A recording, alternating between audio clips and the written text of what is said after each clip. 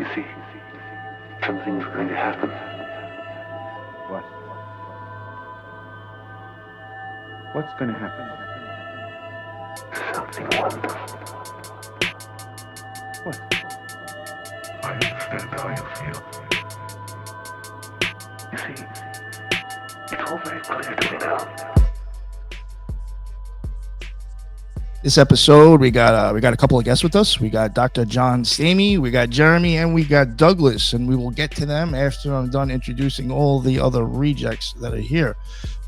And to start off first, we got Brooke. What is going on, Brooke? How are you?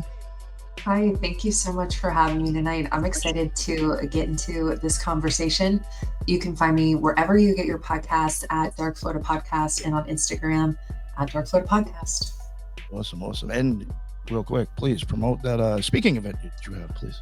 Oh, that's right. On October 18th, I will be down in Fort Myers at Charlie's Beyond Belief Expo. I will be speaking about Bigfoot, the paranormal, and everything in between. So if you're in the area, please come out. The Occult Rejects will also have a booth there, and it is going to be a really good time. Hell yeah, it's going to be awesome. So definitely come down and get weird with us. Check us out at Charlie's Beyond Belief. And of course, since that it's at a Masonic Lodge, we had to get booth 33. So, and we got Brooke next to us at booth 32. So very good. So thank you very much, Brooke. I appreciate you making it. And we got the Headless Giant. What's going on, sir? How are you? How you doing? I'm the Headless Giant. You can find me on Twitter at the Headless Giant and also on YouTube, Headless Giant. And if you have any sort of weird paranormal stories or dreams or any sort of occult practices that you may have engaged in that you want to send to me so that I can read them on the air, my email address is theheadlessgiantpodcast@gmail.com, and I can't wait to read them. And Nick is my co-host. If you send it to us and include your address, we can get some stickers out to you. And also, my artwork is going to be on display at Nick's booth. Just got that in the mail. So check it out. Definitely show up. So thank you. No, thank you for coming on, Headless, and definitely send any mail to him and leave your address, and I will send you out a free pack of Occult Rejects stickers. Thank you very much, sir. And we got Sarah with us tonight. What is going on? How are you, girl? Hey, thanks so much for having me. It's good to be here in the house of the Lord again. Anytime we can all sit down and share some wisdom, that's a good day. So I am Sarah. I'm the Director of Public Relations for the Institute for Natural Philosophy, as well as the co-host for Universe Unveiled podcast. And you can find me at Sahara Cosmos on X. Listen to that. She's making moves. She's been promoted since the last time she was on. Awesome. Yes, Thank sir. you very much. Thank you very much for making it. I appreciate you. And for the listeners who may not know who she is or that show is yet, please go check out that show. They have awesome guests on. I was one of them, so you already know what time it is. Go check it out. And we got Tyrone, my man. What is going on, sir? Please let everybody know what's up with you and where they can find all your amazing stuff. What's going on, everybody? Appreciate it. Thank you for letting me be here. I'm glad to meet everybody here. Everything you can find on me is on my website, rebirthoftheword.com, and you can get my bestseller book from Amazon, Journey Through the Origins of History. Appreciate it, Nick. Yeah, of course. Thank you very much for joining us. And finally, to the guests. I know you guys have probably heard me go on about these events that the Occult Rejects got booths at. Most of them are this man's events that he has put together. So I'm very happy to be able to get him on. I appreciate him giving me the chance to have a booth at all these events. That's what's up. And I look forward to having fun. I think I'm going to meet a lot of interesting people and have a great time. And John, please let everybody know what your deal is and what's up. Well, good evening, first of all. It's great to meet all your wonderful co-hosts. And I'm Dr. John Stamey, and I produce paranormal events. I guess my signature event is the Georgia Bigfoot Conference and the World UFO Conference. We are starting a series of UFO Comicons and Bigfoot Comicons. So on October the 4th, we are going to have the second Bigfoot Comicon in Franklin, North Carolina, right on the border with Georgia. That is at the Factory, which is a 100,000 square foot kids and adults, if you want to, arcade and amusement park. It's indoors. It's the most fun you can ever have. I got I got to play in some games, and it was just terrible. I couldn't get away from them. But no, it's going to be a lot of fun. We got great speakers. I mean, first of all, we've got John Price, who's the state director of Alabama MUFON, going to be talking about Bigfoot and UFOs. We're going to have, golly, I've forgotten who all we're going to have. Lots of cool people, but especially those two gentlemen with us tonight with the Center for Wilderness Cryptid Studies. We've got Douglas and Trey. Hey, Douglas, how are you? I'm doing good. Great. Trey, how are you? I'm doing great, man. It's good to see you again. And I'll tell you why they're here. This is one of those things. I'm a big believer in the Chamber of Commerce. I believe that's how you get in touch with thousands of people with your events. And when I was there joining the Chamber of Commerce last month, they said, wait a second, you do Bigfoot. There's this guy, Douglas, that has something about wilderness and cryptid. So I said, give me his name and address and phone number now. So I called and left him a message. A couple of days later, he called, and it was wonderful. It was like old home week. We're doing things in the town where they live, and a town that I love, that I have some really good friends like Mark Muncy, the paranormal author. In fact, he's going to be the keynote speaker there. Mark's great. He was just at the Mothman Festival this weekend. He's just all over everywhere. He's a great guy. So you will enjoy John Price. You're going to enjoy Mark Muncy. I will be there speaking. And of course, these two gentlemen for the Center for Wilderness Cryptid Studies. I can't wait. We're all the speakers. Oh, and also NCI, North Carolina Investigates, will be there. Brad Jones can't be there because he's going to be in Europe. He and his wife are going to be there witnessing the wedding of their best friends who are getting married in the Netherlands. So they can't be there, but they will be with us next time. We're looking forward to even having another Bigfoot Comicon there in Franklin in February of 2026. More on that later. But right now, I would like to, because of the traffic in Charlotte today, I was coming to Morganton, my old hometown, and I couldn't get there because of all the traffic jams. So I am in Valdez, which is about 20 miles from Morganton. Some friends let me stand in their driveway and do my little introduction. So I'm going to be headed to Parts Unknown, which is my sweet little cousin Sarah Lynn's house in Morganton. But I wanted to be here to mention the conference on Friday at 4:00. We are going to have a Bigfoot bar crawl starting at the Lazy Hiker in Franklin, and then we're going to go around to the Rathskeller. The Chamber of Commerce is going to be doing a ribbon cutting for us, and we're going to have remarks by the past mayor, Bob Scott. He was in the newspaper last week talking about 6 Bigfoot sightings in the Franklin area, and I thought, well, we may as well get him to come there and talk to us. Everybody will enjoy it. So he will be there. And then Saturday from 10 to 6 at the factory.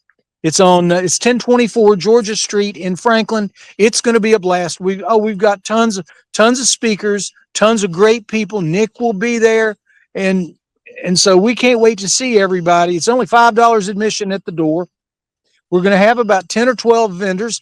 I had to keep it small the first time to kind of see how everything went, but I think I'm expecting great things there at the factory as we continue to run these Bigfoot Comicons. So without any further ado, I want to thank Nick and all of his co-hosts, and I want to introduce Trey and Doug, the Center for Wilderness Cryptid Studies, and I am going to vanish like the Invisible Man and get on over to Morganton before it gets too late and I get picked up by a UFO. Is that okay, Nick? Sounds good to me, sir. Thank you very much, man. I really appreciate it. All right. We'll see you guys soon. All right. Yes, you will. Later, John. Yep. So we got Jeremy and Douglas. And interesting enough, I mean, maybe we should just start off this way. Interesting enough, Brooke actually met them recently. So Yep. I don't know if you guys if you guys even want to talk ago. about that. That sounded interesting to begin with, about how you guys even met. Yeah, I mean, we met at a Bigfoot camp out, put on North Carolina Bigfoot Adventures by Cheryl Peacock. She's fantastic. And you guys can take it away. Oh, Trey, you're the guy. Well, I can talk all about the event, and I would love to because it was a great time. But as far as the most entertaining part of that was, there was somebody out there who he just took it to the next level, and it made it very entertaining, a little spooky for some people. And he did not finish out the camping trip with everybody, but yeah, it definitely made for a great icebreaker for everybody else that was involved. Right? Kind of got stuck talking to everybody just about the situation, right? That's interesting. Yeah. It was an experience, right? It was definitely made the ticket worth it, right? Yeah, it was an experience. He was this person. There were a small hiccup in what was actually what I found for me. You know, this was, and I'd like to add that this was my first outing in relation to the organization that Douglas and I are a part of, and also just looking for Bigfoot as a whole. And as an introduction to that, I thoroughly enjoyed every part of it. I want to add that it did not take away, you know, being my first time, it did not like, oh, geez, is everybody like this? Like, oh my gosh, I'm never coming back. I didn't have those thoughts at all. I had a great time, and I think it was very productive as a whole. So, Jeremy and Douglas, I'd like to ask you about your feelings about Bigfoot.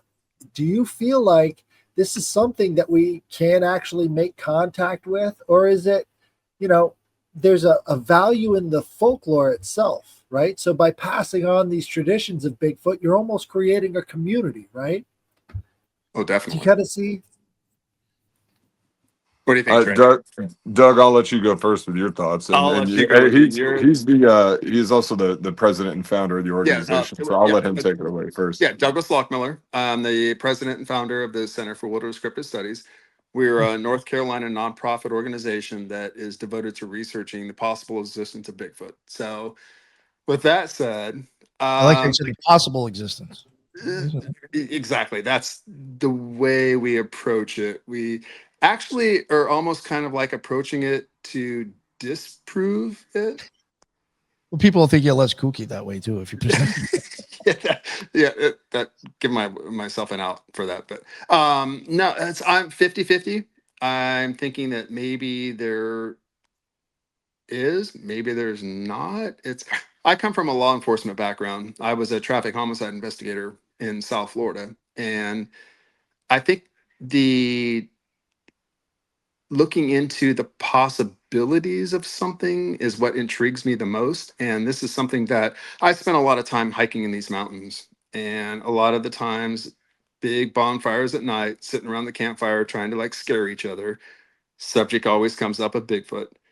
And I'm like, you know, once I lost my hiking partner and wasn't able to really go out and do that anymore, I'm like, you know, what am I going to do to get back out there? And I'm like, this might be the best way to do it. Get back out hiking again and have something to like maybe entertain myself, but also the possibilities of maybe finding something that nobody's been able to find before. So started up the organization and went from there. awesome. There's value in the adventure. That's exactly right. That's what it is. It's not the ending destination. It was the adventure they get there. Yep. And you never know. Might end up finding something. Nice. You know, I'm actually interested in Bigfoot also, and one of my specialties is the ancient texts, going back to the ancient texts, as far as back to the Sumerians, actually, because they're supposedly the oldest with the oldest writing system. And they have an individual in there named Enkidu. And a lot of times this individual is depicted as something that would look like a Bigfoot, sometimes with horns to show that it's an animal, sometimes with, legs like bull or something like that to show that it's animal, but a human head and human arms and stuff like that. He was a best friend to Gilgamesh. And they also talk about the type of hair he has. So when you say you're 50-50 on it, that's where I'm kind of the same way too, because we have ancient text that says this. The only thing we don't have is actual physical evidence as one being seen with our eyes. You know what I'm saying? Something that we can go to a museum or something and say, oh yeah, that's a Bigfoot. Yeah, we have, footprints and so on and so forth, but we also have footprints of humans going back 65 million years. I mean, that's just facts right there. So the idea of a Bigfoot is just is extraordinary to me. And I actually live in Georgia, and I know that Georgia has a lot of sightings, and we have a lot of backwoods, and I'm back there and stuff like that. I actually walk back there and just meditate sometimes, and just walk through the woods. And sometimes you hear things that are not normal, but that's if you're not normally out there. If you're somebody that's usually out there a lot, you start to tend to put the noise to the type of animal and stuff like that. So but as far as the Sumerians, I believe the Sumerians about 3200 BC, I'm going to say 18th century, I'm going to say, yeah, about 3200 BC when the Sumerians started their civilization. They've been, describing something that could be considered a Bigfoot. And I wanted to know from one of you guys, what's the oldest known tale that you know of a Bigfoot? Wow. The oldest one for me. Probably For just me, Patterson Gimlin would be for me. That's the oldest that I would know of.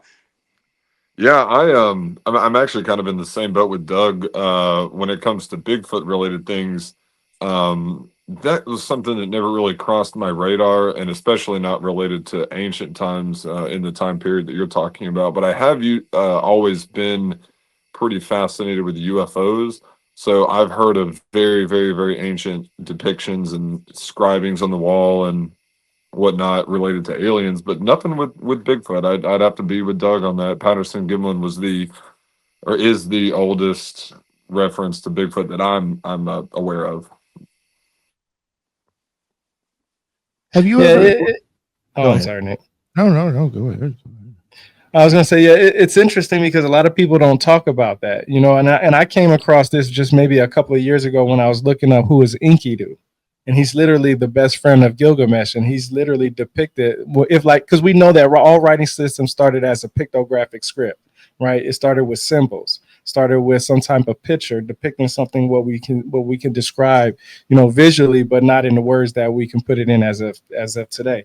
And those depictions literally do show something what would be considered a Bigfoot. And when you mention aliens, the Sumerians, it's a hit and miss. It's an idea of them, the Anuna / the Anunnaki are aliens. It's just whether they're extraterrestrial or interterrestrial.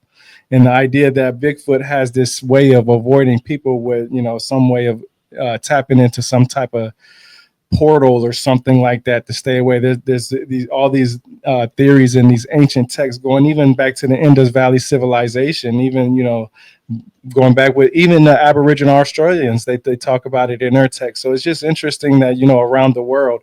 And I've talked to, what's his name? Michael Kreml. I had a podcast discussion with him, and he's the author of Forbidden Archaeology, and he has a whole chapter on Bigfoot in his book, and he describes it from the continents that humans live on, the different descriptions of them. Do you believe that Bigfoot is just not here? It's just there's different species of Bigfoot depending on the continent, like how we have different human races and stuff like that. Like Yeti. The abominable. Yeah, like Yeti, exactly. Headless, thank you. Like Yeti, yeah. It's a different diet too, maybe. I think if applying a scientific approach to it, that there would be definitely different versions of what a Bigfoot, or like you said, a Yeti, or whatever it might be called in other cultures and languages, because based on where it would be at geographically would kind of determine if it needs to be tall or short or skinny or fat or muscular or strong, whatever. Even the diet. So yeah, I could definitely see there being a bunch of different appearance variations to Brooke has an interesting story about that too. She actually got a lot of footprints from the swamps down there in Florida, and it was a different size and a different shape, but it's still sort of similar in morphology. From maybe up in Georgia, there's much more taller, more robust versions, but in the Florida swamps, they seem to be a little bit smaller. So you have these regional variations of the sightings that you see in that regards. The ones in Italy are mad short, so their feet are a little bit small. We must have the Italian ones down here. Because that is true as far as the skunk ape goes. there's a debate in the community right now if they have 4 toes or the traditional 5, as well as they do have different features, especially where you guys are in North Carolina. You know, I've heard reports of all gray ones and even black. I think though what the camp out we were at, Cheryl was actually able to bring a witness there who had an encounter literally right in front of the campground, and she did describe it as a cinnamon color, and that's or the dude did, but that's kind of the variation we hear a lot down here too, is that they're more of the orange colors, but as you move up into the Appalachians like North Carolina, North Georgia, and so on, they do change in appearance. You hear they're really tall, all black. So yeah, I think there's a little bit of a difference there.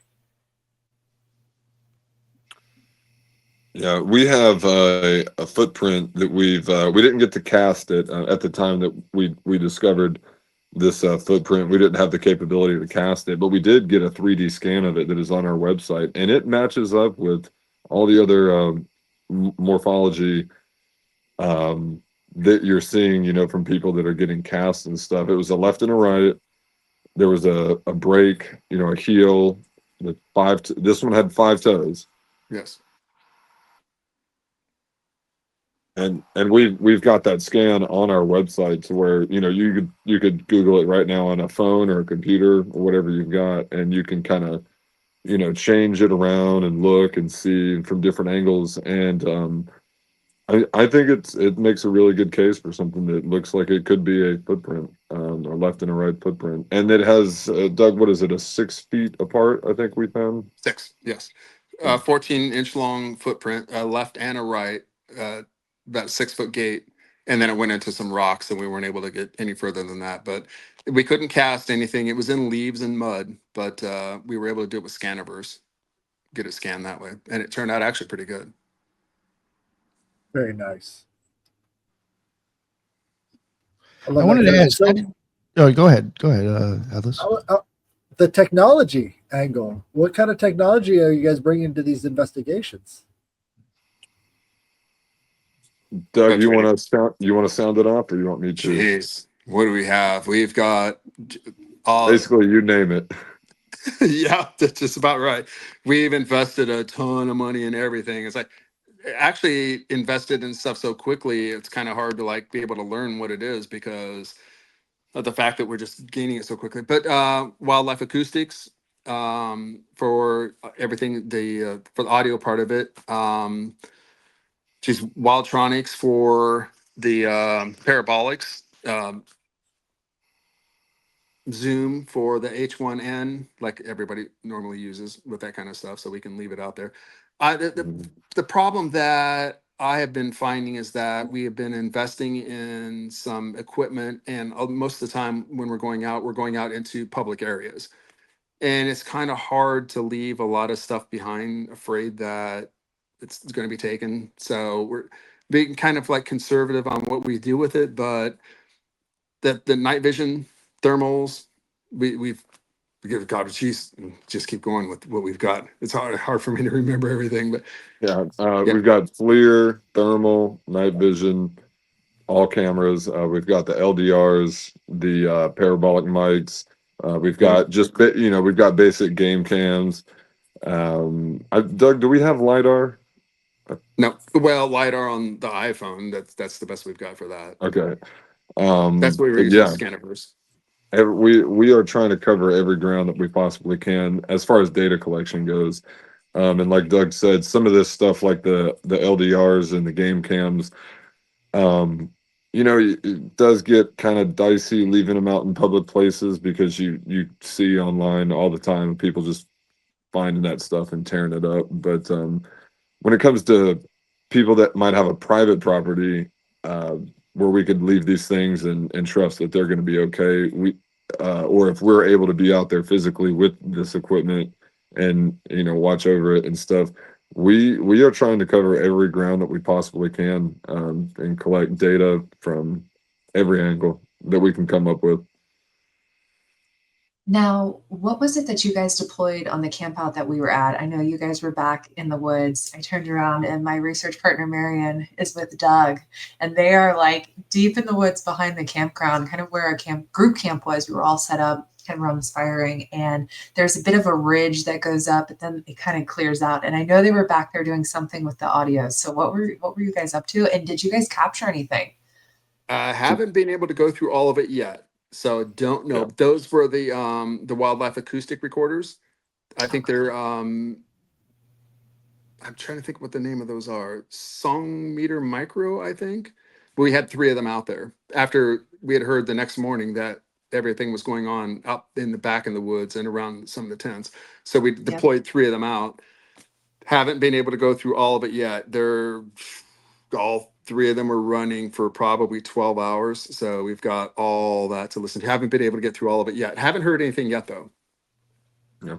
One of the big struggles with that is it's just Doug and I, and you know, I mean, like Doug said, we had 12 hours of audio per recorder. So leave those out there for a weekend or even a full day, and it gets very difficult. And one of the struggles we are having with the LDRs that neither one of us are apprised to, but a way to, you know, filter out things because, you know, for example, right now, if you go outside, there's going to be some ambient noise. We don't need to listen to that, and we probably wouldn't hear Bigfoot at that same volume, you know, just for 24 hours or indefinitely. One of the things that I would love to find a solution to is being able to filter out decibel volumes. I'm not an audio person, so I'm not. I don't even know what terms to use, but if that makes sense, like if all the audio is going across like this for hours and hours and hours, cut all that out, use AI to do it or some software, and just give Audacity helps with that. What was that? Yeah. Audacity will help with that. Okay, cool. So it's a free program. It's a free program. It's very simple. It will help for that. It will definitely help for that. It's a free. I use that a lot myself. It'll take out all the background noise that's in the back. Like what you'll do is basically copy a snippet of that background noise, and then it will go through the whole entire track and take all of that out for you. Awesome. I'd love to. We would love to connect with you afterwards. Yeah, we could do that. We can do that.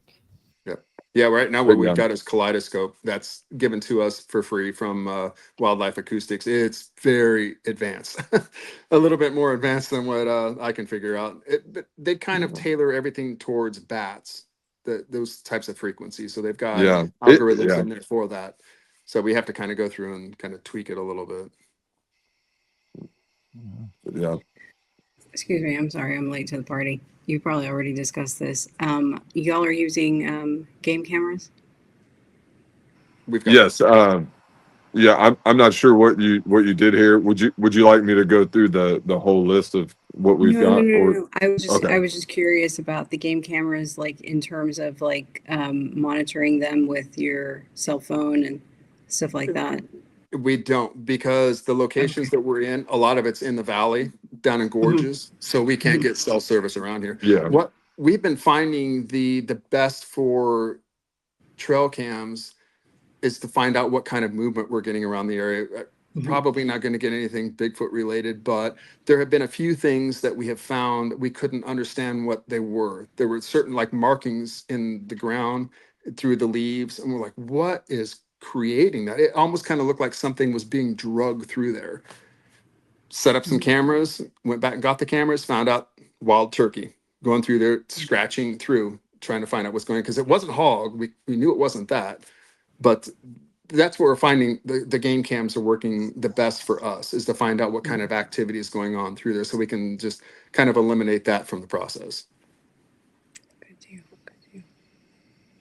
And I'd like to mention that I think that's super good, because someone might find that, it's like we keep putting this stuff out there and we're now proving, because we've got it on camera, that it was totally just a normal thing like the wild turkeys. But I think that having that kind of data is super important for the cause and the community, because it's like, okay, we now have photographic and video evidence of something that we don't know what it is, and then we film and find out what caused it. So now you can kind of put those things together for the community to say, okay, if you're on your own adventure and you see something that looks like this, here's some documentation to back up that it could be a turkey.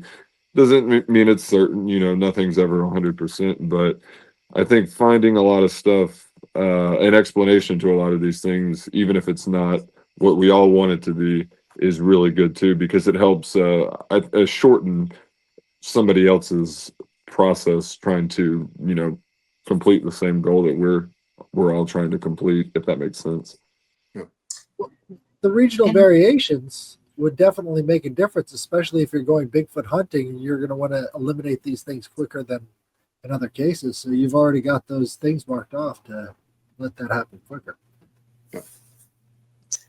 And Mr. Trey is also an arborist, so he kind of brings a special knowledge to investigation. So during the trip, we relied on him. We came across some really interesting tree structures, and I have posted them on my page. They were off of trail on top of this mountain. Again, no service. I don't even know how to get there. I was at Cheryl's will, just kind of blindly trusting her, and she leads us off trail, and we get to these interesting structures. So it was really cool to have Trey there to kind of point out and say, okay, this is a natural tree break, or this is how trees shed their leaves in order to survive. So I thought that was a really cool perspective that was brought to the investigation. Yes. And it doesn't have to be right now, but I would love to go into detail about the things that I saw, because and so the background on me, Doug told you that he was 50-50. I am actually a non-believer. From my experience, my entire career has been based out in the woods, and I have just never had a Class A experience or even anything that I couldn't even explain. And being on the science side of it with the arborist stuff, that's where I settle on it. But I want it to be real. So money where my mouth is, I'm getting out there. And at some point, I would really like to talk about the things that I found with the group a couple weekends ago, because it was honestly some things that I couldn't explain, and I think it needs to be referenced for sure. Absolutely, go ahead. Okay, well, like Brooke said, we had to drive a little ways from the actual campsite. And then we went on a short hike, and we get to this point, and she had marked it. She had been back there and had marked it, so we knew where to turn left, basically, and then go off deep into the woods to what was an apparent structure.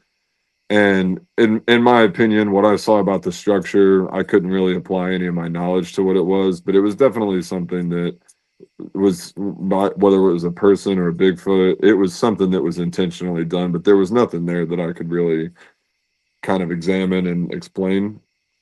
But what I found the most interesting was around this supposed structure was, so first and foremost, let me describe the setting that we're in. We're in a tract of land where all of the trees were what in my industry you would call 12 to 18-inch trees. So that means they're all young. This area had been logged at some point. None of these trees were very big. None of these trees had branches that were more than 12 inches, 2 feet at the best. But what we were finding was there would be 30 or 40 foot long, approximately 2 to 4 inch branches of trees stacked in between the unions of these younger living trees, and they all pointed back to the same way. We followed them into the woods, and we kept going and we kept going, and we would find them. And it's like, okay, these are branches or trees that are way too long and thick in diameter to come from the trees that they're stacked against. And where the unions were, and when I say a union, I'm talking about a tree that had grown off into 2 stems. So imagine a V, kind of like this. They would be wedged in there, and the living tree had grown around it to an extent that I would approximate be at least 5 years. So for 5 years, that had been sitting there like that, all pointing in the same direction. Everything we looked at was, we kept finding them, and they all went in the same place. and again, way too big to have come off, and they were dead too. They were so dead I couldn't tell what species of tree or branch they were, but again, way too big to have come off what they were being wedged into or against. And I found that super interesting. And it didn't not enough. I don't even think I would say that it led back to the road. It wasn't something where a hiker or a hunter could have put there to guide him back to the road. I don't honestly feel like it pointed to the road, but it eventually it got to the point where if it is pointing in this direction, if I walk over there, I'm going to find another one, and it'll point in a direction, and if I walk there, it will go there. And I ended up following that until I couldn't find anymore. And so I thought that was really interesting. And again, all of these living trees had grown around the dead branches to what I would say is at least 5 years old minimum. I mean, they were So this is esoteric Bigfoot architecture. Is that what I'm getting? It definitely could be. It definitely could be. I mean, it didn't have a rhyme or reason. Like I said, it didn't have a rhyme or reason. Like if I'm a hunter and I'm going to go hunt and I'm going to put up these structures, I'm going to point back to the road. Well, they didn't. Or if I'm a hiker and I want to get out of here, I'm going to point back to the road. They didn't. They didn't even point back in the direction of, to my knowledge, the entrance to this area. Does that make sense? Like they were mapping something completely different. Yeah. So I did not feel like there was a rhyme or reason for what a person would do with these things. But they definitely, like I said, if I saw one and I walked either against it or towards it in whatever direction it was pointing, I would find another one. And or other people would too, because Brooke was there. She brought me to one. We were just finding them, and it was just we're all snaked through the woods, going on some path, and eventually got to the end of it. So never did find what you and I would consider a destination, but it definitely meant something for whoever put those things there. Portal theory. They were doing something with portals. I have heard that, and I don't know a lot about that yet, but I have heard that people think that Bigfoot is possibly interdimensional. Maybe if you or somebody else in the group knows more about that, I'd love to hear it because I've heard it, but I don't. Yeah, that's what I was just talking about, that he might have some type of portal, or they have some type of portal where they can just disappear. They have some kind of way to avoid human detection. Only when they want to, they will allow that. There's actually a case, I can't remember, I have to look it up. There was this lady that actually had a relationship with a Bigfoot family when she was like 3 years old. It used to be a video on YouTube about her, but unfortunately it's no longer there. I actually talked about this a couple of weeks ago in Nick's previous show. She had a relationship, and I think she was a little girl. I can't remember the age, and it was a few of them, and they communicated with her the best way they could, of course, and they would bring her back to where they stayed at and stuff like that. And it was the actual it was a YouTube video of a documentary that she actually had that was on there. The website is still up about it. There's an article about it still, but where the link for the YouTube is no longer there. I think that was Janice Carter. Never heard of this. That sounds wild though. Lots of people. I'll look it up. Yeah, it's a weird story because it was well known in the 90s, I believe it was, and it was very big. And she talked about it. I remember her being on different talk stations and stuff like that, and they actually did an interview and all this other stuff. And she talked about it like it was a real life thing to her. Like this was her second family basically. And I'll bring up the article in a second. I'll do it in a second.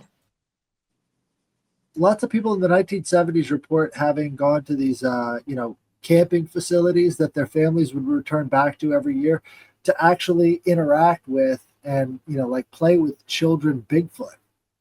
And I've heard like several different batches of stories of people who have had these like childlike experiences with Bigfoot. It seems like maybe they're more a part of our story than we actually admit to ourselves. Like maybe we've had interaction that we don't fully remember. And that's kind of how they operate, because I notice a lot of different memory effects that go on with people having interaction with Bigfoot, kind of like UFOs too. Have you guys noticed that? Yeah, absolutely. You know, it's so funny because I have to bring my source up as my own source from my website, rebirthoftheword.com, because I actually wrote an article about it and I included her story within my article. So I'm bringing that up right now, but it wasn't too long ago when she had this full story. But yeah, I know exactly what you're talking about. Headless. All this stuff seems to sit here and come together one way or another. And these stories come, like I said, that's why I go back to the ancient myths to see what these people were talking about back then. Because if it's always been there, then that means that in the beginning of our writing system, it was important for them to write this stuff down because it was something that they couldn't explain. So they had to write it down for future reference, I guess. Right. Well, it seems like there's an overlap between what's sort of real and what is like between imagination and reality. Like a lot of missing time is associated with it as well. So I don't know if that's a common thing that could be maybe tracked through other different instruments, because we're talking about frequencies and vibrations that maybe have an effect on people in ways we don't fully understand, you know? Doug has had a possible infrasound experience. That's what I want to hear about. Yeah, it's I don't know. One night out camping in one of our research areas, I was out there with one other person. We barbecued that night.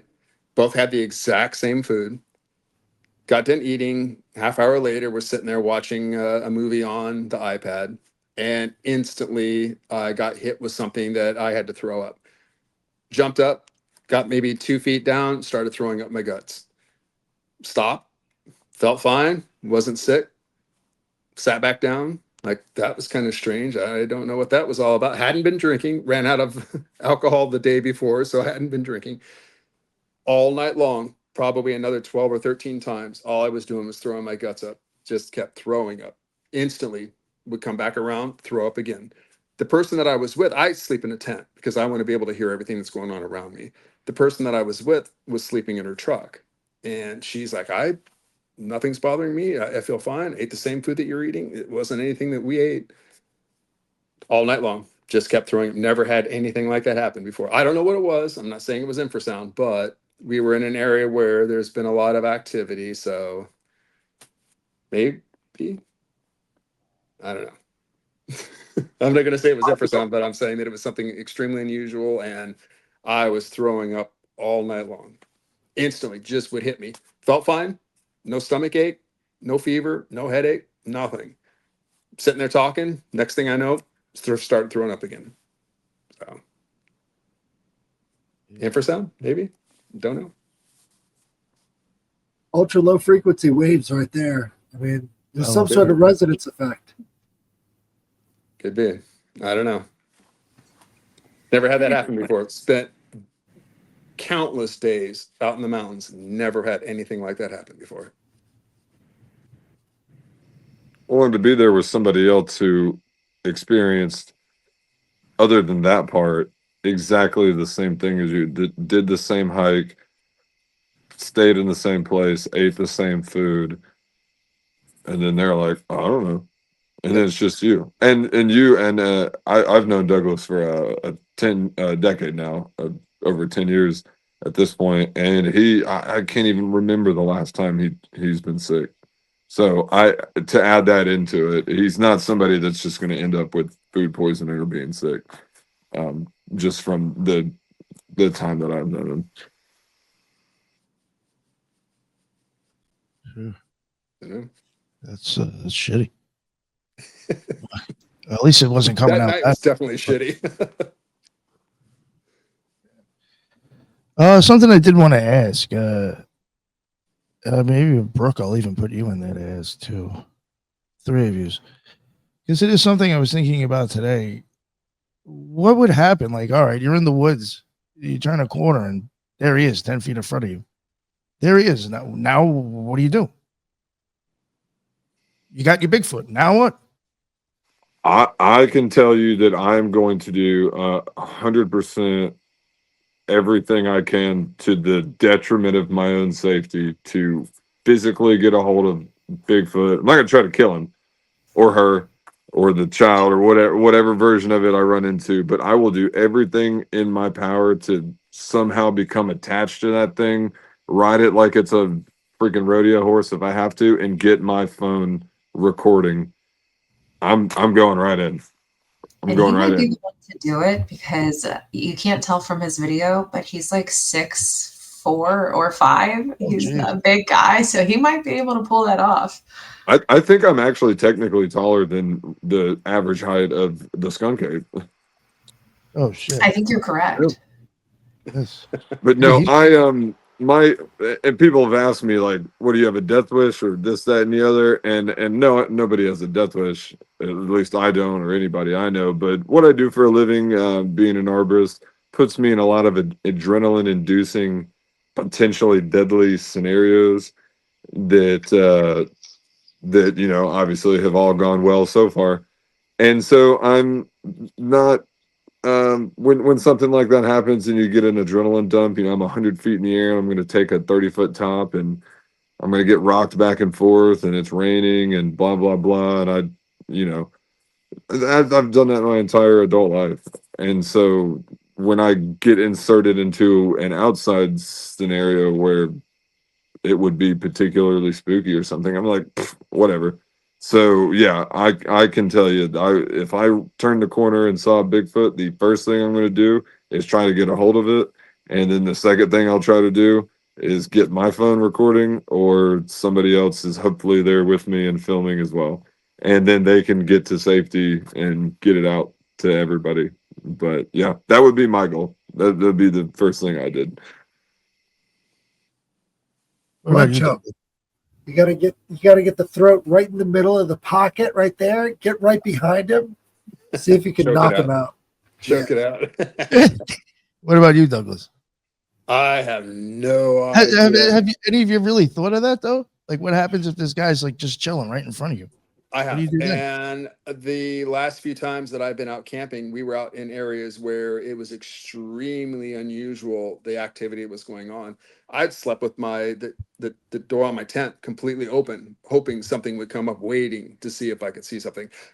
I don't know what I would do if it ended up happening, walk up to me and it's like, I was thinking about that myself today. I was just like, because I have been interested to go on these things, and I was like, what do you actually do if you actually like? Was it just a race to whoever could start snapping pictures? Are people actually going to get fucking scared and run when they actually see him? People going to shit themselves? Is the thing going to come at you? I start to wonder, like, if I actually come up on this motherfucker, what am I really getting done? Like, what am I going to accomplish? Unless, I know it sounds fucked up, unless I'm tagging and bagging that motherfucker. What am I really doing? I don't think you really know until you're put into that situation. I think people tend to have it's fight, flight, or freeze. That's kind of what kicks in. And I know when I had my experience out in the woods and I saw what I saw, and I knew that I was seeing something that I shouldn't be seeing and that seemingly wasn't supposed to be possible, I was scared. And I'll be the first person to tell you, like, I was genuinely really frightened in that moment. And I wanted to leave. I wanted to get out of that area. I wanted to turn around. I wanted to go back. But then I had to like quickly recenter, refocus, and go, okay, this is what I'm here for. Get it together and like, let's keep pushing on as a group. But then you have other people, for example, Brian King Sharp, who has a very similar encounter to what I had. He has a law enforcement background and he went charging headfirst at this thing. So I think it depends on the person, on really what happens, but it does force you to kind of think about it, because sometimes people have really negative encounters and it scares them out of the woods for the rest of their life. So I think it's a case by case and person by person. But it is good that you're giving it forethought if you're going to go out there, because you have to be ready that, you might see exactly what you're looking for. Right. Because I had even thought, I'd just be totally honest with you, even if you got like quality footage, people are still going to say that's fucking AI and fake. So unless you have the body, what are you going to still prove? Yeah. Yeah, but they still wouldn't believe it because they would have to be seeing the body for themselves. It's That's always true. going to be an argument Yeah. against, right? You could show the body on television, they're going to be like, "Oh, that's not real." You can show a video of, Oh "Oh, yeah, at that's least people that CGI." you show like personally, you could show. I mean, you could at least show some people Yeah. that would actually change their minds. I know on TV, once it hits social media, it'll still get questioned. Yep. Driving around with that motherfucker strapped to the hood of my car. Bigfoot's real. Fucking sign. I mean, what is evidence though? You know, I mean, what is that really? I mean, is the ancient text enough evidence to go out there and say for people to go out there and research it, going in the woods and hearing something that's not familiar that you've been in the woods for the last 15, 20 years of your life that you never heard? Is that evidence enough for you to go out there and seek what would be a Bigfoot? Could the idea that you have these folklore tours like the skunk ape, like we have different tales here in Georgia about the different types of Bigfoots and stuff like that. I mean, these old tales around the bonfire, you know, the campfire, whatever.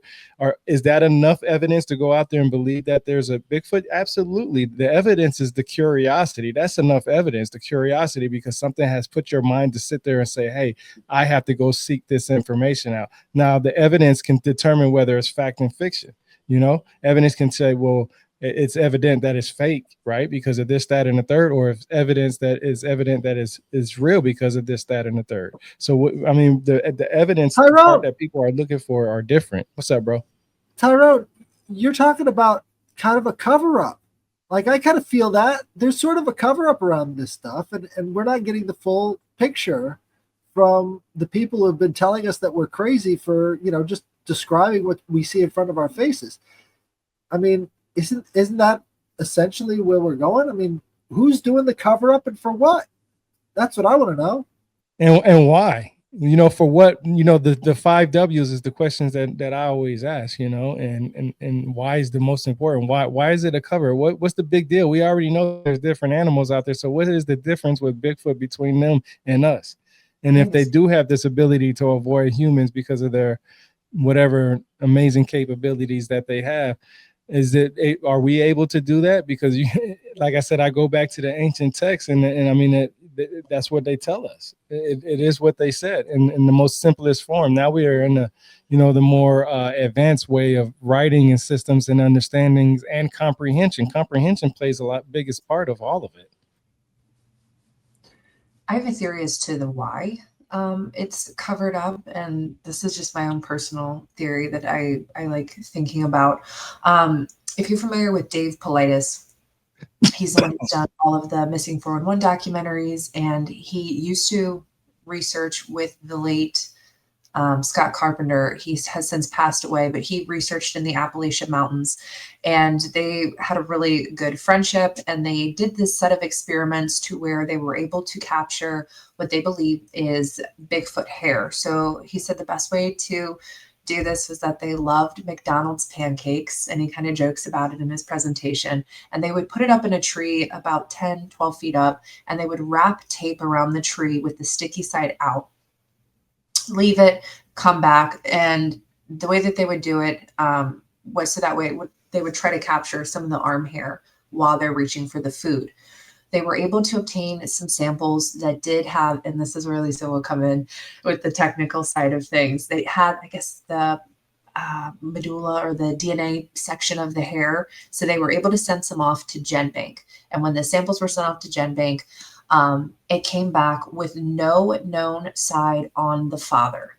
But for the mother's side, it went all the way back 2,000 years ago to the Middle East, which leads to your theory that they were potentially, you know, these supernatural beings of sort, maybe demigods, you know, ancient gods of old, the giants. That leads into the Book of Enoch, potentially lending some credence there, because out of GenBank, with all of the samples it had no known match on the father's side. So that takes us back to Genesis 6, where it talks about, you know, how the fallen angels came down and bred with women.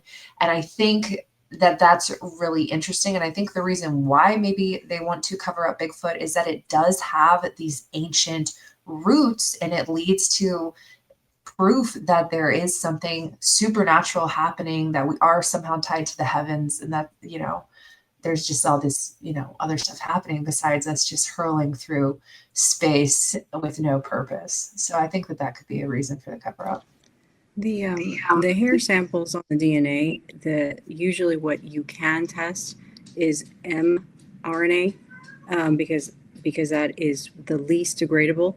And mRNA is passed through the material line, and so you probably will not get parental DNA because you're looking at mitochondrial DNA.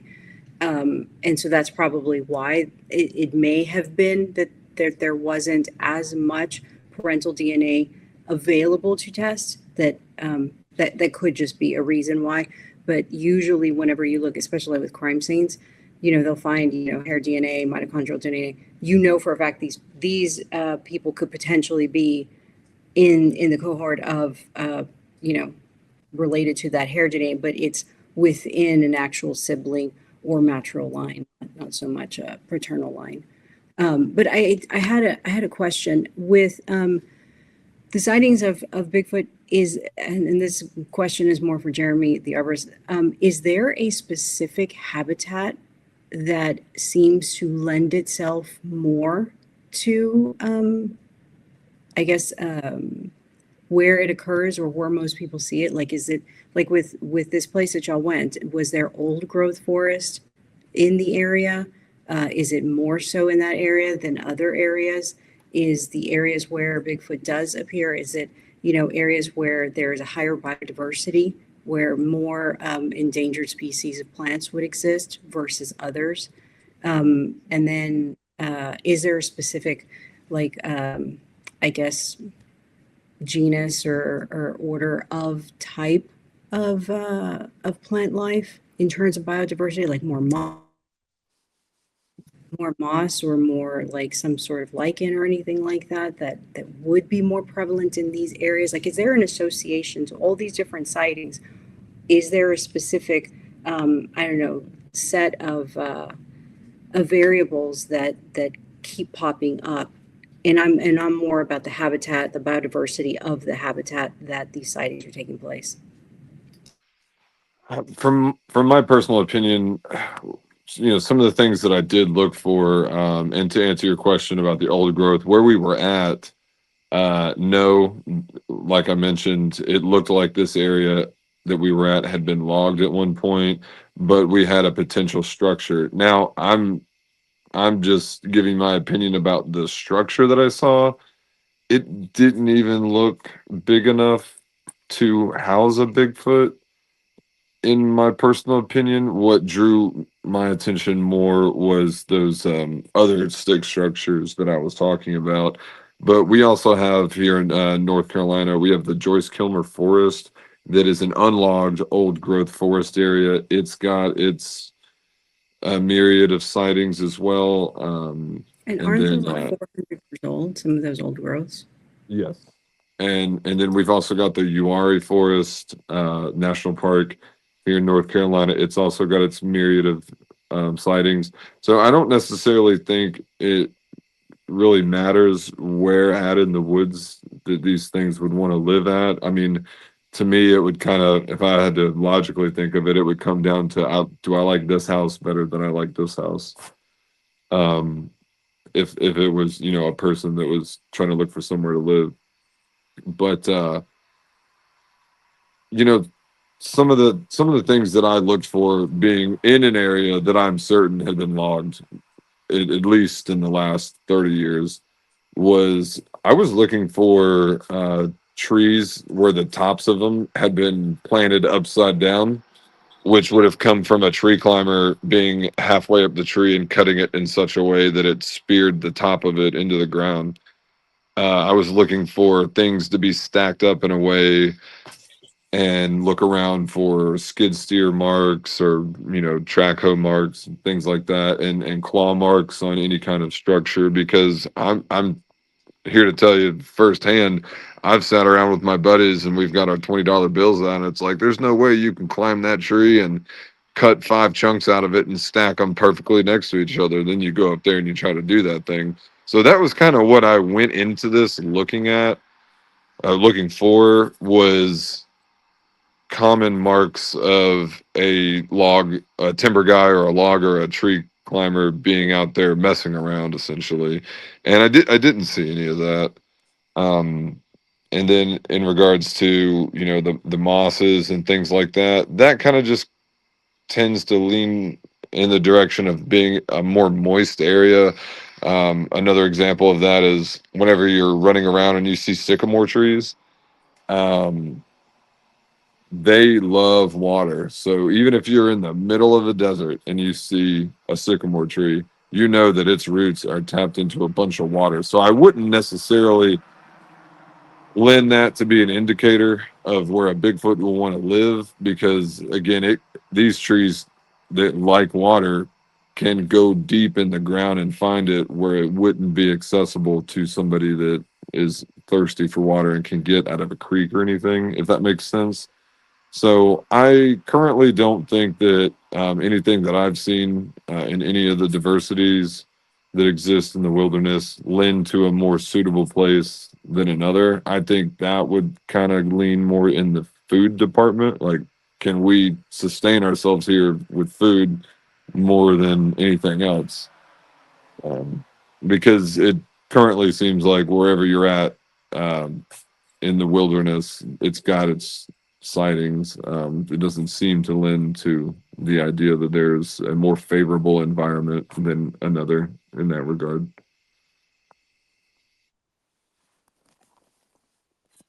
Yeah, it would be pretty interesting actually to check that stuff. I don't know. I think if I started seeing that popping up, it would give me a little bit more, I don't know, credence to my belief in it. I don't know that because I do think some of these things do have certain reasons why he shows up. If he does exist, I do think some of the areas might have more capabilities of paranormal effects going on. That, I guess at that point you have to sort of like, I guess I'm looking at it as like, I don't know, something that just comes into reality and leaves. I don't know. I'm not too sure what to think about Bigfoot, to tell you the truth. This was before my involvement in the organization, but Douglas met with somebody who's got a property here in Franklin, and they live, I'm not sure where their house is located in relation to this, but they're literally next to a ridge line and a valley. And I'm going to kind of just give this over to Doug because he met with the person, but they had like damage to property, things thrown at them, activity in the valley as opposed to the ridge line. So, you know, Doug, if you want to kind of explain that in better detail. That's pretty much all of it right there. And what's kind of coincidental about it is about 15 minutes ago, he just text messaged me to find out what's going on. He wants to meet up. What he wants us to do is to come out there and bring some of our equipment, see if we can get any recordings from it. He is getting a lot of orbs up through the ridge line, and the Appalachian Trail comes up through there, but they've got orbs that are coming through. After they see the orbs, they start getting rocks thrown at their house. And they, on the backside, they've got a porch that they'll go out there. He's very spiritual into the an Indian meditation with hot houses, and he will play certain types of spiritual music. And he's finding that when he's playing that type of music is when they seem to get the most activity. They've had the house side of the house slapped, rocks thrown on it, the howls in the middle of the night, and the orbs that are coming through. So we need to get out there and see what we can start documenting. Large rocks too, I'd like to add, like things that are, you know, not pebbles, but large rocks, baseball or bigger. Yes. Easily. Yep. Been hearing a lot about this orb stuff in Bigfoot. That's what's making me think that it has something to do with the area. Yeah, it's a big thing. It's a big thing because that's where a lot of it seems like that the understanding is that every time a Bigfoot is seen or nearby, look in the sky because there will be an orb somewhere nearby. And the gentleman that was talking about the water earlier, you know, that's funny because I always talk about, I always say it, these gods, these aliens, these things with this technology or this information or whatever it is, they're coming from the waters. And it seems like the water is the most essential thing for everything that happened on this planet, just not just to, you know, sustain life, but, you know, where people are mostly, or where these individuals are mostly hiding at. They might not be near it like that, but they're definitely in traveling distance where they can go there and get some and come back and go somewhere else, you know? just like they do in most, other countries. The well is not, always in one area. It's a mile away sometimes.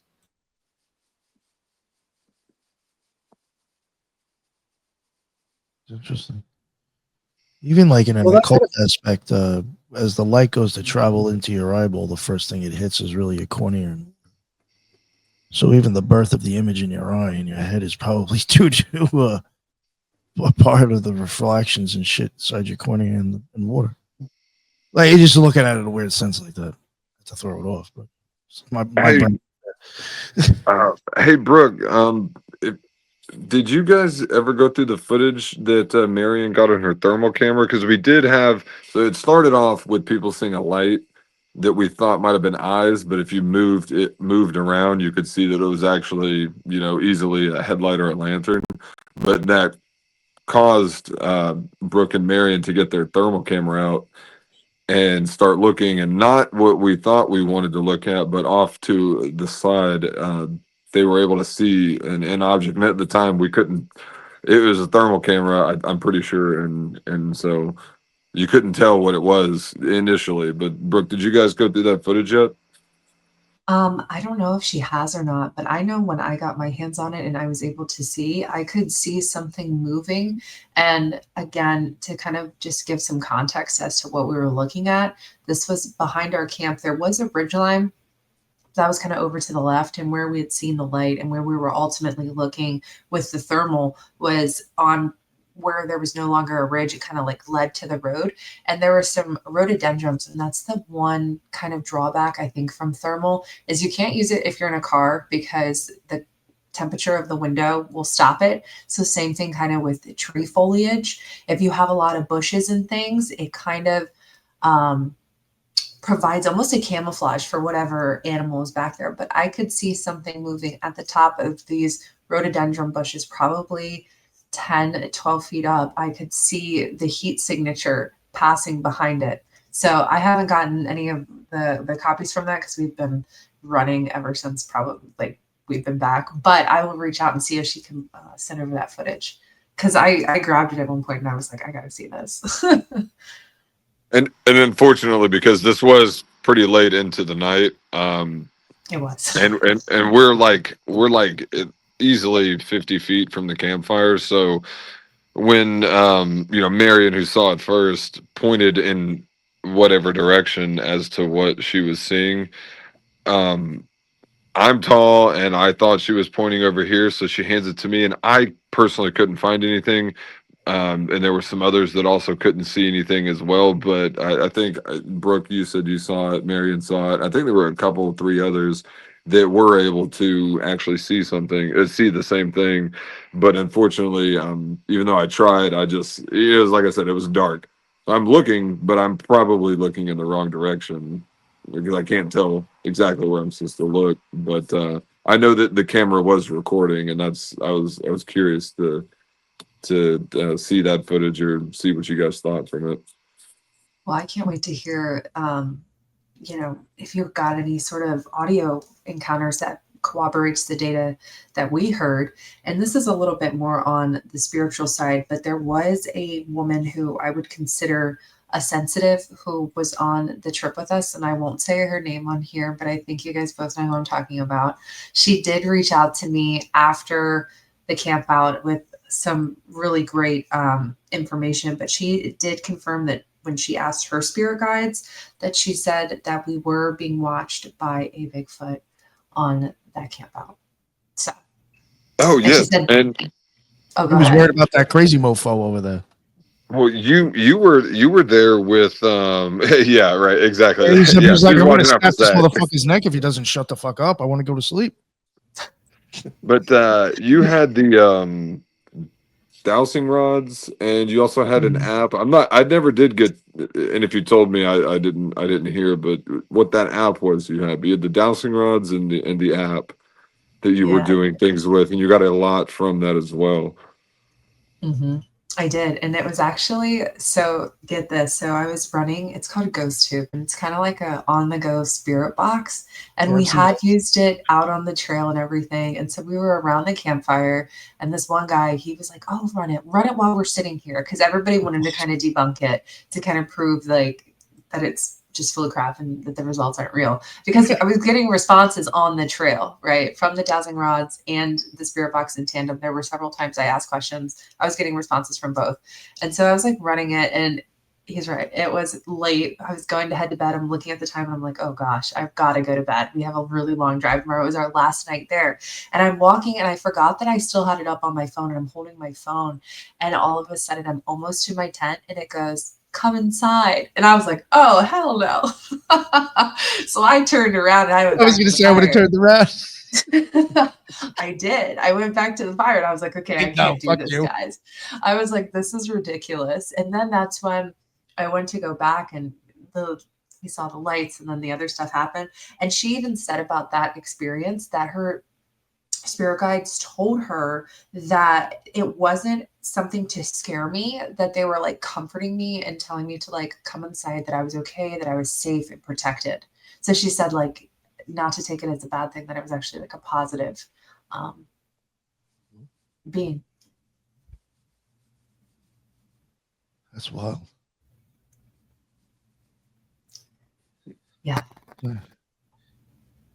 So, I have one Jeremy. question. Yeah, go ahead. Go ahead. Has anyone looked at the antipodal positioning of some of these sightings? What does that mean? Like, for instance, go ahead. I was going to say that is new to me. No. Oh, no. So like, say for instance, you're located in Roswell, New Mexico, and you adhere to the Earth as a globe. If you were to put a pin right through Roswell, New Mexico, where would the pin come out on the other side of the globe, right? And so there is a theory saying that suggests that if there is activity like I don't know, dissociation or anti-magnetic or some sort of something that would lead to opening of a portal, that it would have the equal and opposite effect. So if something's going, like for instance, something's going on in CERN, what is the opposite end of CERN? And is something happening at that same moment that CERN is firing up its collider? Is something happening on the other side of the globe at that same time? Something like ley lines you're almost talking about. More kind of, but more of like a direct opposite effect, like a magnet. Oh, okay. Almost Center- like polarity. I got you. The I got magnet. you. Yeah. The And so- opposite of what's happening at one place. What's the opposite effect, basically? Yeah, I got you. Yeah. Like if it's intaking, is it outtaking somewhere else? That would be something that I have a hard time comprehending without probably a long, in-depth conversation about it, because in the geometry of doing trees and rigging and tree felling and things like that, the point and angle and degree at which you start things, when you're starting it here, but the object that we're manipulating is so large, it can change unbelievably with just 10 feet in difference of height in the case of a tree felling.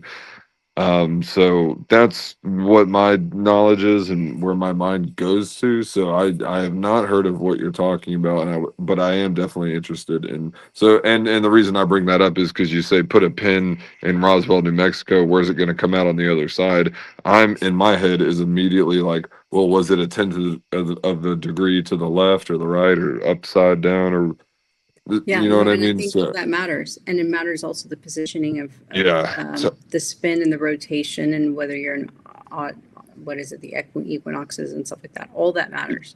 yeah, my mind goes straight to the trees and how that would affect it, and it is a big effect when it comes to trees. So I would definitely be interested to know more about exactly what you're talking about, because it's not something I've heard of yet.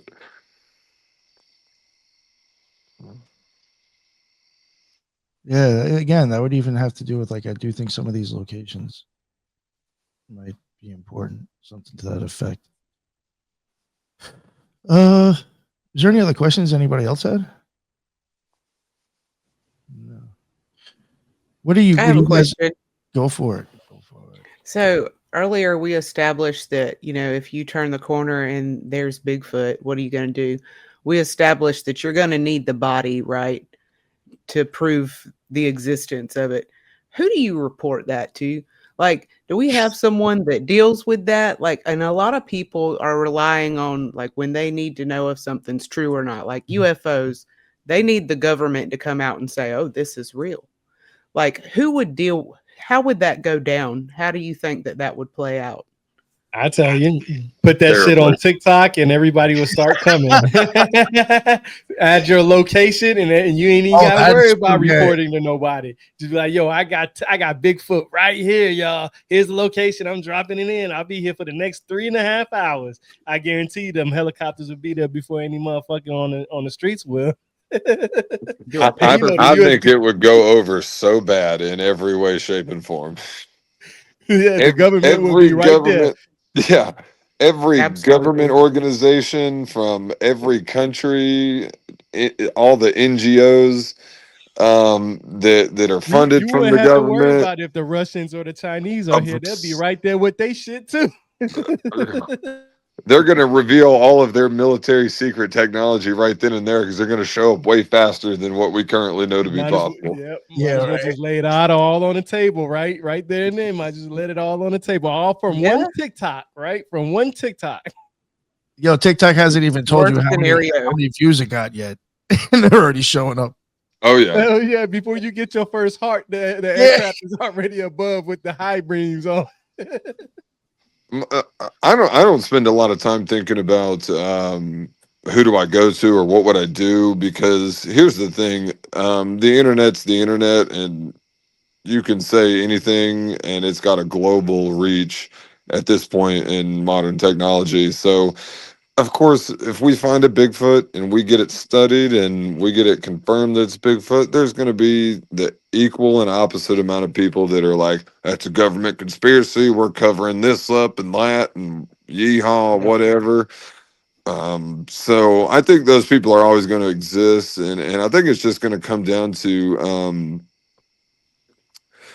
just acknowledging that it's a population and getting a real number on it. Because as far as we know, if a Bigfoot is found live, it is immediately going to be classified as an endangered species and become protected until they discover if it's in decline or not in decline. Then it's going to go from there. So there's going to be so much that even happens.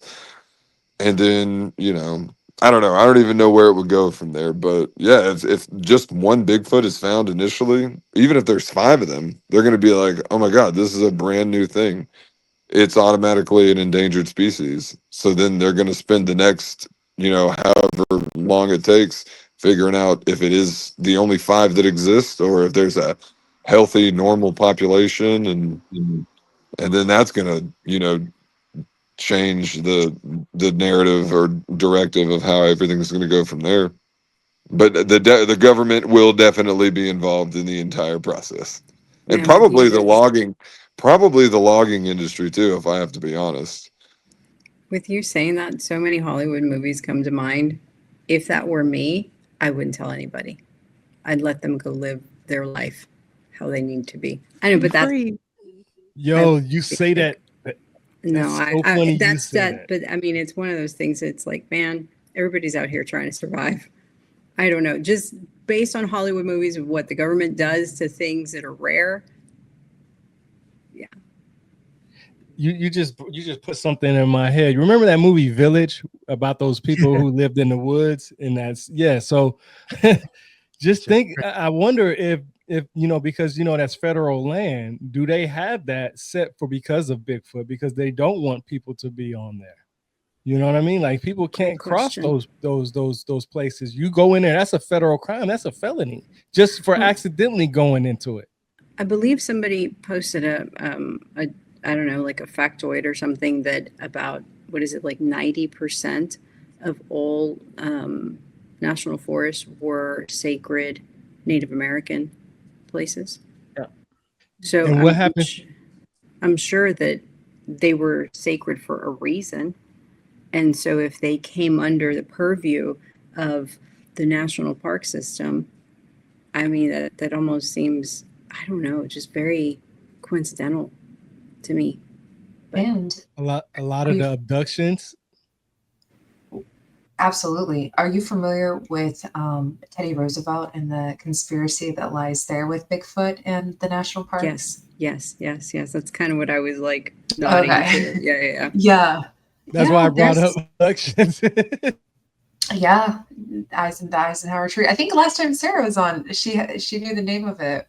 You routed it off with Valiant Thor. We keep coming back to that. Oh god, that guy with the 6 fingers, right? Valiant Thor didn't Probably. have 6 fingers. Yeah, I think he had an extra finger too. But the Eisenhower tree, Did where they could abduct a certain amount of people. The Greada Treaty. There it is. Yeah. And in exchange for technology. Yeah. That Not to came go from on. the seas. Go ahead. I was just saying that the technology came from the seas. Oh, It had yeah. to come from the seas. One thing I did want to ask, has anybody in here had a Class A sighting, or like, has anybody had an? I want to know what got y'all interested in it, because for me, it's super simple. I'm the house arborist for the organization, and Doug and I are best friends, and he asked me to come along and just apply my knowledge to it, and I had never even in my life given Bigfoot or other cryptids a thought. But as time has gone on since I've been involved, I've become more interested. But what got everybody else involved in this? Well, I guess for me, I mean, just growing up, I've always believed in Bigfoot and the paranormal. I guess for me, I find it interesting. I do think there's something up with it, and for me, I always push on it's the area, but I do think it's probably like a side effect to certain things going on. So that's why I like looking at it more from like, I guess, a different angle. Anybody else? I'll go next. 2 reasons. Well, one, I love all things wildlife and all things outside. But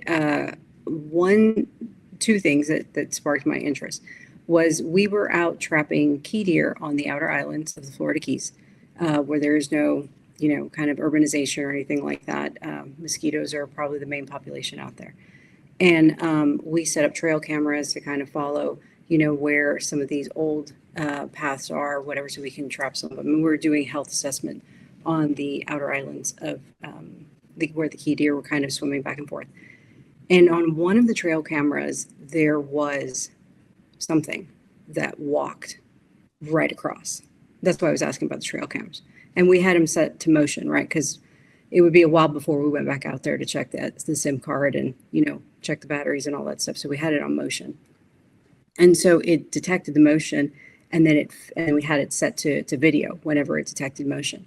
And so it filmed something kind of inspecting the drop net, because we were using drop nets. And our drop nets were about 7-8 feet tall, and it was as tall as the drop net. And so it looked like a person wearing a ghillie suit, bottom line, and freaked me out, because sometimes we were out there late at night or all night waiting for deer to come under the net, drop, and do our little health assessment and leave. And I'm thinking, this thing is out here with us, like what just happened? And so that sparked my curiosity first and foremost. And then the second one was, I was sitting in a meeting and we were talking about the ivory-billed woodpecker. And somebody made a joke and said there's more evidence of Bigfoot than there is of the ivory-billed woodpecker. Why aren't we spending more money on that? And I thought that was a legitimate question.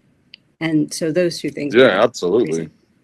So, Yeah, that's a definitely legitimate question. That's Okay. interesting, the ghillie suit, because I have even I entertain a lot of ideas about Bigfoot, and that's been one of them. That's military and ghillie suits. What color was it? Was it a color cam? It was dark, and I would say that it was like brown green. That's why I said maybe it was a ghillie suit. Now, again, it's, to me, the way that it looked, I'll have to look for it because I think I have them saved. It's just so old. The height and the thickness of the height, and it seemed very ominous, just very not normal Homo sapien, I guess you could say. And if somebody was out there, you know, because there's a lot of traffic going through there from Cuba and all that other stuff, so we were halfway expecting something like that. But something like that just seemed kind of just out of the ordinary. And it's middle of summer. It's so damn hot. Why are you even wearing that? Now, I could see protecting from mosquitoes and all that other stuff, absolutely. But something like that was just, yeah, it definitely gave us pause. Okay, just from the height. It's interesting. Yeah. Nice. All right. What about you, Brooke? Oh, I would like to think I had a Class A sighting. I'm on the fence about what I classified as, whether I classified as Bigfoot or something else in the paranormal world, but I'm kind of leaning more towards Bigfoot, and that happened coming up on a year now in November in the Panhandle of Florida. But my basic interest of Bigfoot started with my own grandmother having a sighting here in Florida. Turned out to be in the Panhandle. I found out that piece of information recently, back in the late 70s, early 80s. And yeah, so that kind of got me interested in the topic. And then I'm one of those people like Tyrone, fellow Libra over there. I need to know the why, and I need to get to the bottom of things. And I love looking into things more and not taking things at face value and, you know, applying critical thinking to it. So then I went down the rabbit hole and met you guys at North Carolina Bigfoot Campout. I'm huge on the why as well. I completely understand the need for that. You know, when it comes to, let's just use my tree service, for example, I'm not just some guy running around with a chainsaw. If you're going to have me do something, I could explain it down to a peer-reviewed study on why this is the right call. Because I have to know that. I don't like to just blindly make a decision. I want to know what I'm getting into and why I'm getting into it. And so I completely get that. So for me, it was just I was always interested in Bigfoot from the video, the famous video. And then because of ancient history, I always wanted to know, you know, what the facts were. And then me being in the woods, I grew up in the country. I'm from Georgia, so we used to play, you know, in the woods all the time.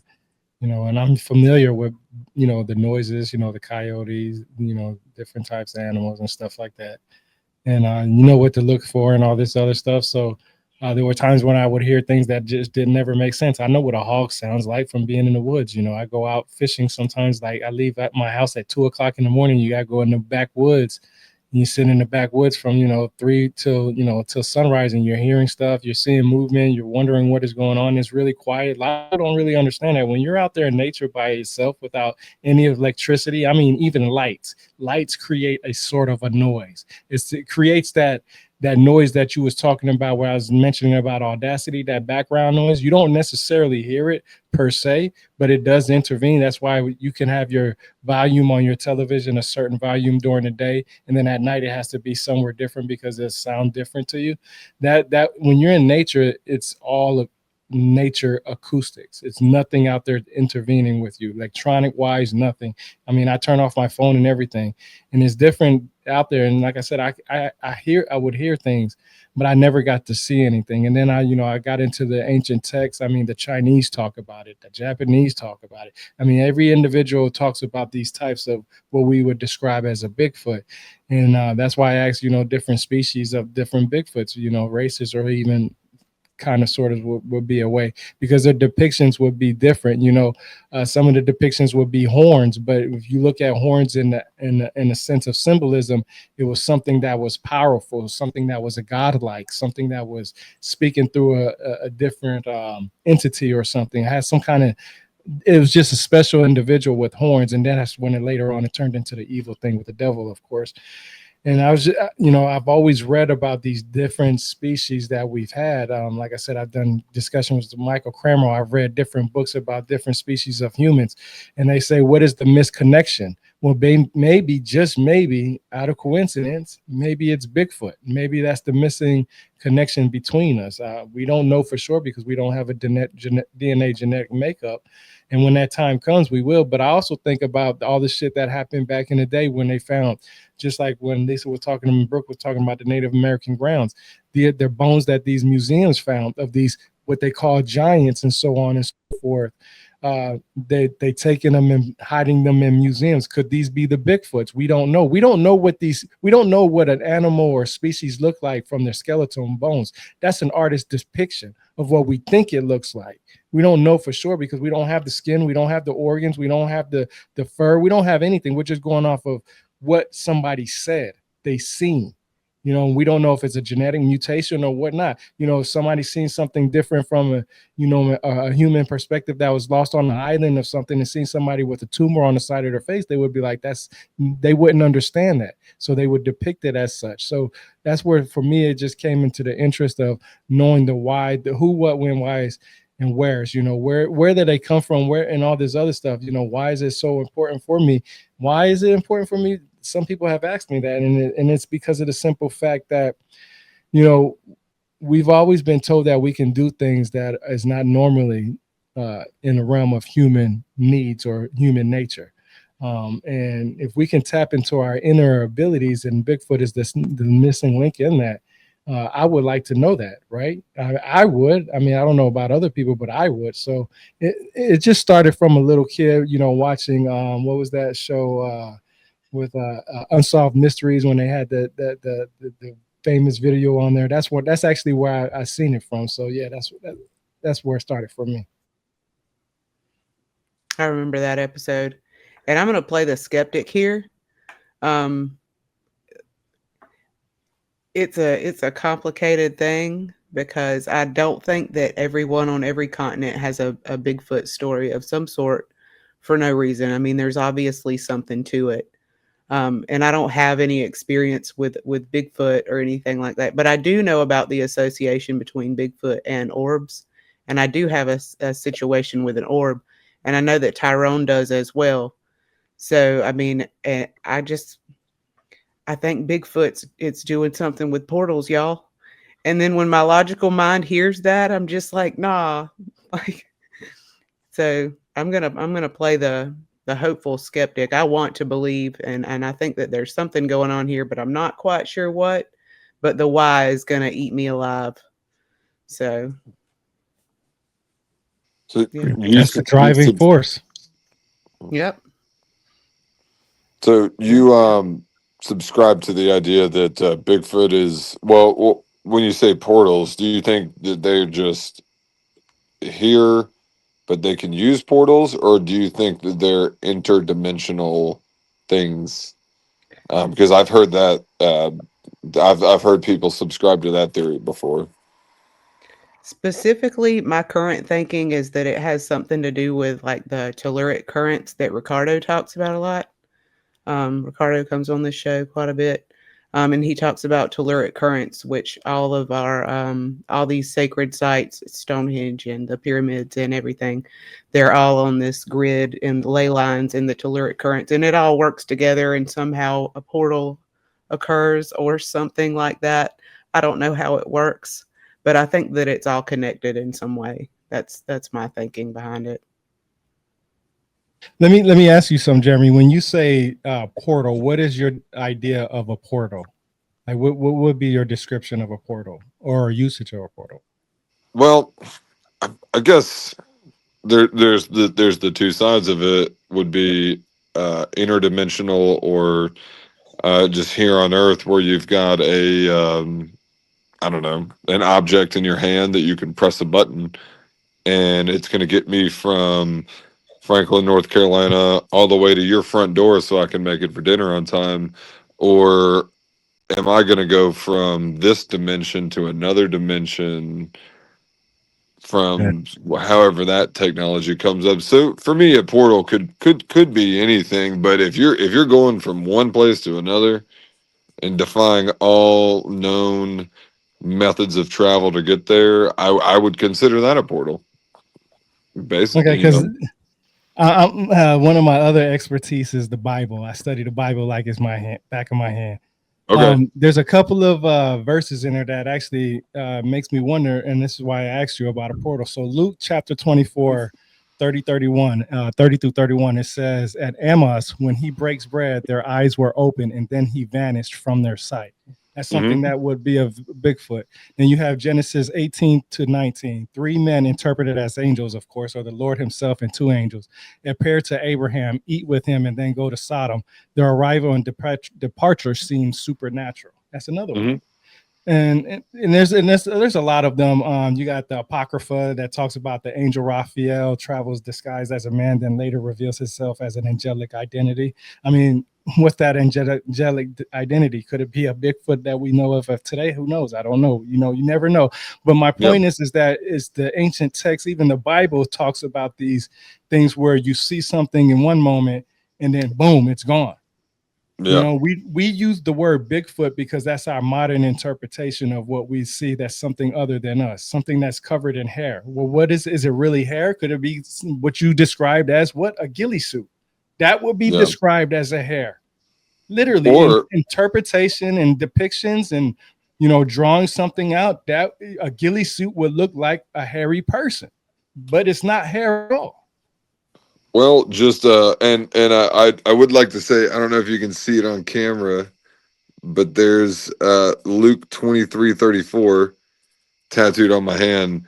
So that I'm a Christian as well, and one thing that I find really, really interesting is when it comes to imaging of the space planets or stars or whatever they see, and it comes real dang close to what they call biblically accurate angels, which in the Bible, angels are not the pretty white robe, wings, and long wispy hair that people hang up on their wall and everything. They're terrifying to look at.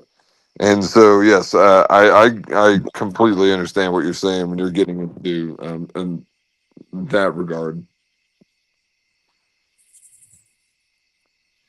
Man, that background noise you got with them crickets sound dope, bro. I ain't even gonna lie. Yeah, I was just hearing that too. I do like it. I noticed it earlier. I guess we could probably wrap it up right around now. You guys don't mind? About an hour and a half in. Was there anything else that you guys, Jeremy or Douglas, wanted to add or say or anything before we wrap it up? No, Trey's probably got something to say. Well, I just for the people watching or listening, Center for Wilderness cryptidstudies.org. If you've got a sighting, get on there. We don't care where you're from, where you're at, and get on there. Put whatever you can. We keep all of that anonymous. And if you're also somebody that has a property where you would like where you have activity and would like for us to install equipment there to kind of collect some data and further the research, get a hold of us through the website. Big key thing there is anything you got, even if it's tiny or if it's huge, whatever, it'll be anonymous. We want to know about it. Get a hold of us. And if you want us on your property or collect data, we'll do it. Get a hold of us and let us know where you're at. But other than that, thank you very much, Nick, for hosting us and letting us be here. Thank you for Dr. Stamy getting us all connected together. And it's a pleasure to meet all of you guys. That was awesome. Thank you. And you guys gonna be at that event too? Just say that again. You guys are going to be at that event in Franklin, right? Yes. Correct. Yes. October 4th. Yes. So yeah, people listening, they will be there as well. So come check it out. They'll be there. I'll be there. Dr. John Stamey will be there, and a bunch of other people. So yeah, thank you both. I really appreciate you guys coming on. Thank you for having us. Of course. Douglas, was there anything that you wanted to add? No. Trey's the PR guy. He's the one to talk. Was it going to leave you? No, I'm good. All right. Before we wrap it up, I'll let everybody plug their stuff again real quick. Lisa, we missed you at the beginning, so come back to Yes. you. What is going on? How are you? Thank you for making it. Thank you. Thank you for inviting me. I really, really love this. I'm really regretting that I was late to hear all of the equipment list. But I thought that was a great presentation, Jeremy and Douglas. I look forward to hearing more of your findings. And thank you very much for sharing all that you've done for the effort. In terms of me, you can find me on Twitter, Solis Lisa, or occultresearchinstitute.org. Check us out. Awesome. Thank you very much for making it, Lisa. Appreciate it. And we got Brooke. What is going on, Brooke? Thank you for having me and for being here. This is so crazy how the universe works out, and it's such a small world. So great seeing you guys again and getting to relive some of those tales and hear it from, your perspective as well. So thank you again for having me. And this was a great conversation. You can find me wherever you get your podcasts at Dark Florida Podcast and on Instagram at Dark Florida Podcast. Yeah. Thank you. Yeah. That was awesome how this worked out like that. It was crazy when you were like, yo, is that? What the fuck? What a small world. Makes sense though. You were in North Carolina recently, so real quick before I let you plug Tyrone, I just do want to remind people that yes, October 4th at the Bigfoot Comicon, the factory at 1024 Georgia Road in Franklin, North Carolina. These guys will be there, and I will be there as well, and Dr. John Stamey. And the 18th will be at the Fort Myers Tropical Lodge 56 in Florida, and Brooke will be speaking, and the Occult Rejects will have a booth there as well. So yes, definitely check that stuff out. And Tyrone, please let everybody know what's going on with you. All right. Once again, thank you for having me. I appreciate it. You gentlemen were awesome. I love the information.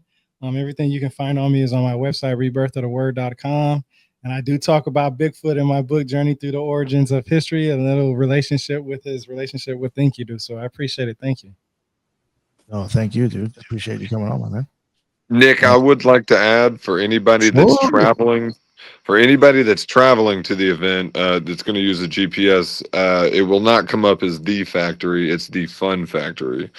Otherwise, it won't even pop up. So the Fun Factory, Franklin, North Carolina, is what is needed to be Googled, or iMaps, or whatever you use. Them bastards. Thank you. I'm going to have to change that then.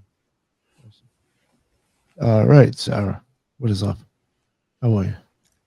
This has been so much fun. Like I said, I want to believe, and this has given me so many different points to consider to try and, piece this puzzle together.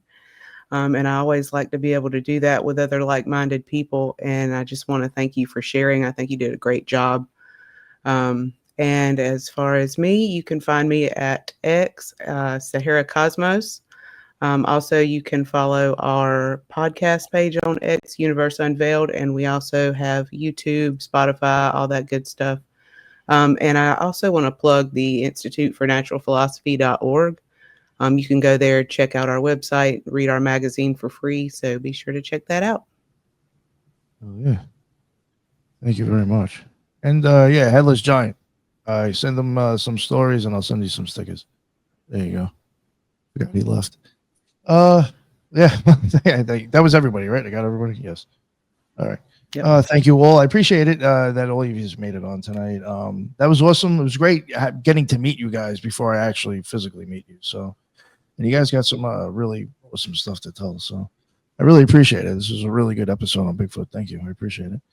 And yeah, it wasn't live, so I don't have to thank those people or anything. So yeah, that's the end of another Occult Rejects. Until the next one, everybody be well.